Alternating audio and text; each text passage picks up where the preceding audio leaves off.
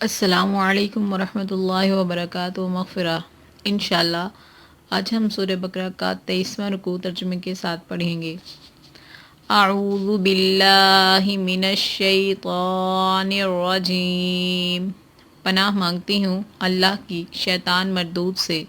بسم اللہ الرحمن الرحیم، اللہ کے نام سے شروع جو بڑا مہربان نہایت رحم کرنے والا ہے۔ یا ایھا الذین آمنوا کتب علیکم الصیام کما کتب علی الذین من قبلکم لعلکم تتقون، اے ایمان والو تم پر روزے رکھنا فرض کیا گیا جس طرح تم سے پہلے لوگوں پر فرض کیے گئے تھے تاکہ تم تقوی اختیار کرو۔ ایاما معدودات، فمن كان منكم مريضا أو على سفر فعدة من أيام أخر، وعلى الذين يطيقونه فدية طعام مسكين، فمن تطوع خيرا فهو خير له، وأن تصوموا خير لكم إن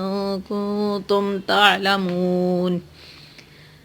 گنتی کے چند ہی دن ہیں، لیکن تم میں سے جو شخص بیمار ہو یا سفر میں ہو تو وہ اور دنوں میں گنتی کو پورا کر لے، اور اس کی طاقت رکھنے والے فدیہ میں ایک مسکین کو کھانا دیں۔ پھر جو شخص نیکی میں سبقت کرے وہ اسی کے لیے بہتر ہے، لیکن تمہارے حق میں بہتر کام روزے رکھنا ہی ہے اگر تم با علم ہو۔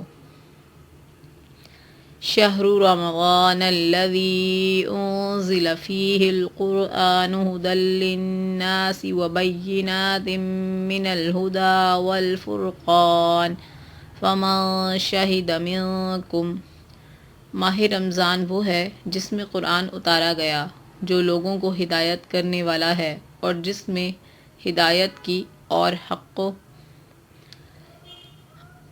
منکم الشہر فلیصم، ومن كان مريضا أو على سفر فعدة من أيام أخر، يريد الله بكم اليسر ولا يريد بكم العسر ولتكملوا العدة ولتكبروا الله على ما هداكم ولعلكم تشكرون۔ حق و باطل کی تمیز کی نشانیاں ہیں، تم میں سے جو شخص اس مہینے کو پائے اسے روزہ رکھنا چاہیے، ہاں جو بیمار ہو یا مسافر ہو اسے دوسرے دنوں میں یہ گنتی پوری کرنی چاہیے۔ اللہ تعالیٰ کا ارادہ تمہارے ساتھ آسانی کا ہے، سختی کا نہیں۔ وہ چاہتا ہے کہ تم گنتی پوری کر لو اور اللہ تعالیٰ کی دی ہوئی ہدایت پر اس کی بڑائیاں بیان کرو اور اللہ کا شکر ادا کرو۔